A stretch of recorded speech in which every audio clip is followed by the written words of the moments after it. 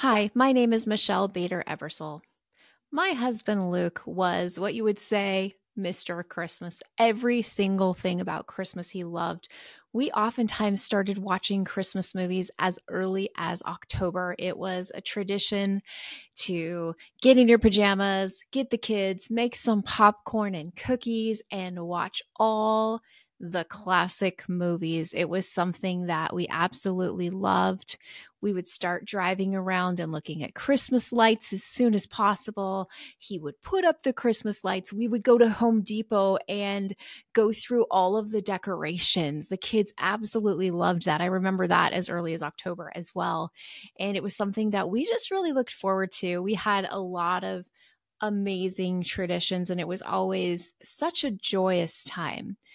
So when he passed away, May 23rd, 2020, I was not prepared for how the holiday season would go. I knew it would be hard, but I didn't know how difficult, and I didn't know how to survive it and what strategies to use. So today I'm going to share some strategies that can help you through the holidays, whether you're dealing with chaos or loss or anything hard and things have changed and you're not quite sure, how am I going to be joyous during this joyful season, even though my heart is broken? So it started for me, in October, and we had a tradition that we would always go to a pumpkin patch together and ride the hay rides and do all of the things. And my kids were kind of outgrowing it. So when the time that he passed away, they were 12, 14, and almost 16. And so, they were kind of growing out of it anyways. But I decided that first pumpkin season, we would go together, and it was a disaster. It was as if his loss was magnified by the fact that we were somewhere that we would usually go with him. The kids were in a bad mood, and it just didn't feel right. So I went home that day and I thought, I am going to change something up for the upcoming holidays because this did not work. So I decided to do a few things different. First of all, for Thanksgiving, it was something I was dreading because he also absolutely loved Thanksgiving and the turkey and the dressing and all of the things. And so I decided to take my kids to Great Wolf Lodge. My parents came with me. We took my kids, and it was still difficult. I remember being at the water park.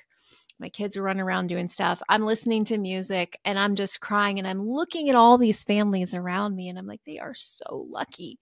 And I kind of started going to this pity party, and I was like, no, I got to get out of this. I got to be present for my kids. And we ended up having a really great time. So we did something completely different for Thanksgiving. And then for Christmas, because of my pumpkin patch experience, I decided that we wanted to go to a different Christmas tree farm. We'd gone to the same one every single year since the kids were little. And I was like, I'm not doing that again. And we chose a different one and went with my brother and his family. And it was an absolutely amazing time because we didn't have the same expectations as the place we'd been for the kids' whole lives. This time it was something different. And so I think because of that, it made it easier to do.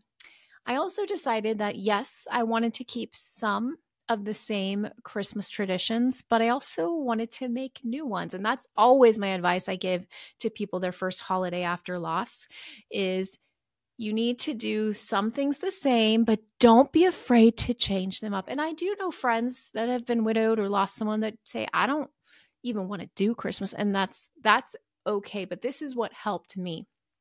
So we kept the same traditions of watching all the same movies, the popcorn, the cookies. And yeah, was it difficult?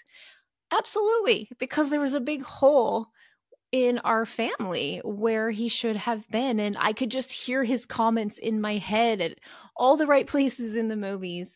And so that was difficult, but we added in some new movies that we hadn't seen. And over the years, we've continued to do that. Keep some of the classics, add in some new ones, keep some old traditions, add in the new ones.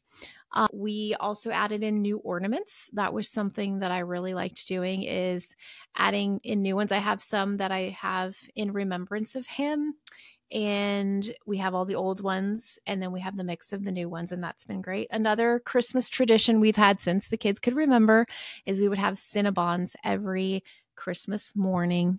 And we continue that tradition, but we changed it a little. It felt really weird that first year. And I decided as we were eating our Cinnabons that I wanted to encourage my kids to share memories about their dad. And so ever since then, that's what we do on Christmas morning is we eat our Cinnabons and we share memories of their dad. And it ends up being a really, really special time. And another valuable thing that I've found is giving back. When we are serving others, we often forget about our own pain. So we have this thing at a church that we used to go to that we still like to participate in.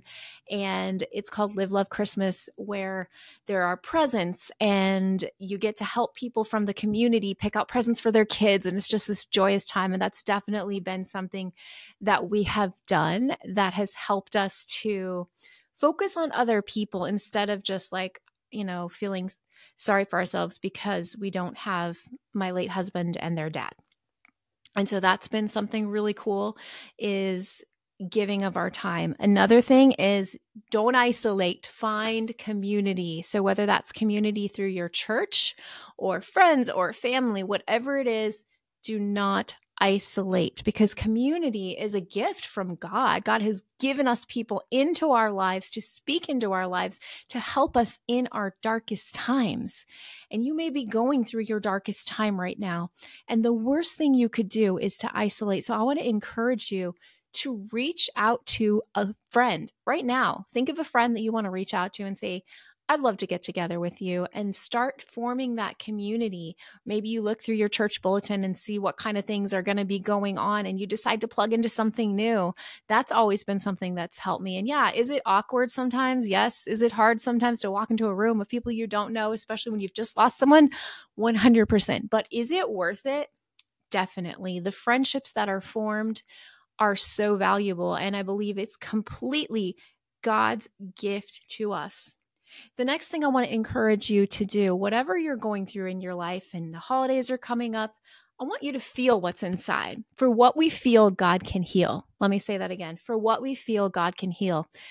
If we are always just stuffing our emotions and like, it's Christmas, I have to be joyful, but you're just like dying inside, that's not good. If you don't feel your emotions, you're not going to be able to heal from them. It's like that old little nursery rhyme that's like going on a bear hunt, and it's like, can't go over it, can't go under it, got to go through it. And that's exactly how it is with your grief and pain and whatever you're going through. You've got to feel what's inside so you can get to the other side. There's no other way around grief. You absolutely have to go through it.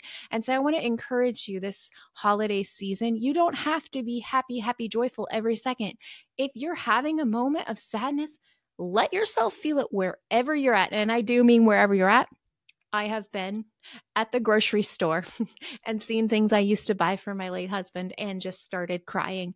And that's okay. I learned early on in my journey to let myself feel it so I can move through it. It still happens to me 4 years later. There's different things that remind me of Luke, and moments with the kids, especially the holiday season, reminds me of that. But I let myself feel it. So I want you to give yourself permission to feel whatever feelings you're feeling so that you can move through it.